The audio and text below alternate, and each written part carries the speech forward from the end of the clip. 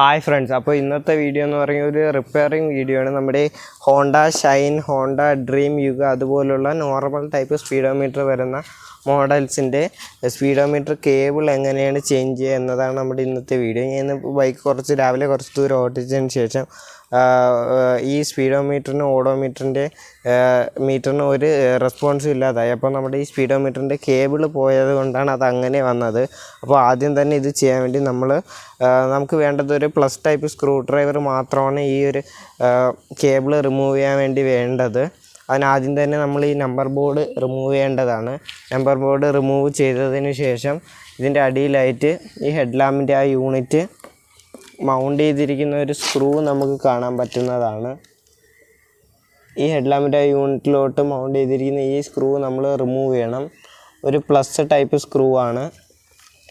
അത് റിമൂവ് ചെയ്തതിന് ശേഷം ടോപ്പിൽ നിന്ന് സ്പീഡോമീറ്ററിൻ്റെ സൈഡിലായിട്ട് 2 സ്ക്രൂസ് വന്നിരിക്കുന്നത് കാണാം. ഇതിപ്പോൾ എൻ്റെ ബൈക്കിൽ ഞാൻ അലൻ കീലോട്ട് കൺവേർട്ട് ചെയ്തതാണ്. നോർമൽ ടൈപ്പിൽ പ്ലസ് ടൈപ്പ് സ്ക്രൂ ആണ് വന്നിരിക്കുന്നത്.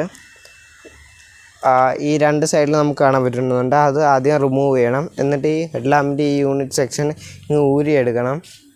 അപ്പോൾ ഹെഡ് ലാമ്പ് മൗണ്ട് ചെയ്തിരിക്കുന്ന ആ 3 സ്ക്രൂസ് റിമൂവ് ചെയ്തിട്ടുണ്ട്. ഇനി നമുക്ക് ഇതിൽ വരുന്ന ആ വയറിംഗ് ആണ്, ക്ലിപ്പാണ് ഇളക്കാനുള്ളത്. ഈ ഫ്ലാപ്പിൻ്റെ അകത്താണ് ഈ ക്ലിപ്പിങ് വന്നിരിക്കുന്നത്.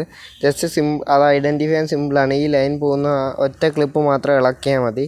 ഇതിൻ്റെ ഇവിടെ ആയിട്ടാണ് ഒരു ലോക്ക് വരുന്നത്. അതിങ്ങനെ പിടിച്ചിട്ട് വേണം അതൊന്ന് ഇളക്കാൻ.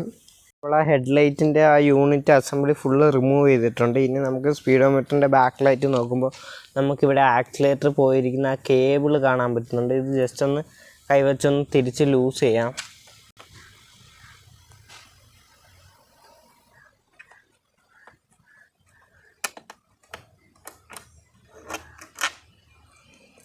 അപ്പോൾ നമുക്കിവിടെ കാണാൻ പറ്റുന്നുണ്ട് ഈ കേബിളിൻ്റെ അകത്തൂടെ പോയ ആ ബൗഡൻ പൊട്ടിപ്പോയത് നമുക്ക് കാണാൻ പറ്റുന്നുണ്ട്. ഇതുകൊണ്ടാണ് ആ സ്പീഡോമീറ്റർ വർക്കാവാതിരുന്നത്.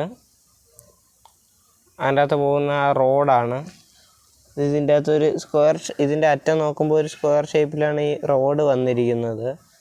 അപ്പോൾ അത് പൊട്ടിപ്പോയതാണ്. അപ്പോൾ നമുക്കിനി ഇത് റിമൂവ് ചെയ്ത് പുതിയ കേബിൾ ഇൻസ്റ്റാൾ ചെയ്യാം. സ്പീഡോമീറ്റർ കേബിളിൻ്റെ ടോപ്പിലായിട്ട് വരുന്ന ആ പാർട്ട് നമ്മളിപ്പോൾ ഊരിയിട്ടുണ്ട്. ഇനി നമുക്ക് ആ ടയറിൽ നിന്ന് ആ കണക്ഷൻ ഔട്ട് പോകുന്ന ആ യൂണിറ്റ് കൂടി ഇളക്കാം. ജസ്റ്റ് ഒന്ന് ഇത് പിറകോട്ട് വലിക്കുക. സിമ്പിളായിട്ട് നമുക്ക് ഊരിപ്പോരും. അല്ലെങ്കിൽ ഇതിൻ്റെ ഇടയിൽ ചെറുതായിട്ട് സ്ക്രൂ ഡ്രൈവർ ഇൻസേർട്ട് ചെയ്തും നമുക്കിത് ഊരിയെടുക്കാൻ പറ്റുന്നതാണ്. നമുക്ക് പുതിയത് ഇൻസ്റ്റാൾ ചെയ്യാം. അപ്പോൾ നമ്മൾ ആ പുതിയ കേബിള് ഈ ക്ലാമ്പിൻ്റെ ഉള്ളിൽ കൂടെയും പിന്നെ ഇവിടെ ഈ ഫ്രെയിമിൽ ഒരു ക്ലാമ്പ് വരുന്നുണ്ട്. അതിൻ്റെ ഇടയിൽ കൂടെയും കടത്തി വിട്ട് നമ്മുടെ ഇവിടെ എത്തിയിട്ടുണ്ട്.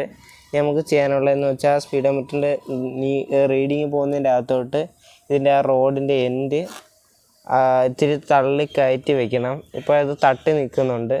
ഇനി ഇത് ഇത്തിരി മേളിലോട്ടാക്കിയിട്ട് തിരിച്ചിത് സ്ക്രൂ ചെയ്ത് കൊടുക്കാം. ആ പിരി മാറി കയറാതെ നോക്കണം. ടോപ്പിൽ വന്ന ആ കേബിൾ ഇവിടുത്തെ ആ പാർട്ട് കറക്റ്റ് അതിലോട്ട് മൗണ്ട് ചെയ്തിട്ടുണ്ട്. ഇനി നമുക്ക് താഴത്തെ ആ കണക്ഷൻ കൊടുക്കാം. ഇത് എന്ന് പറയുക ഈ സൈഡിലാണ് ഇതിൻ്റെ ആ ലോക്ക് വന്നിരിക്കുന്നത്. ജസ്റ്റ് ഇതിൻ്റെ അകത്തോട്ട് സ്ട്രെയിറ്റ് ആയിട്ട് പിടിച്ച് ആ ലോക്ക് വീഴുമ്പോൾ ഒരു ചെറിയ ടക്ക് സൗണ്ട് കൂടെ കേൾക്കും. അപ്പോൾ അത് കറക്റ്റായിട്ടുണ്ട്.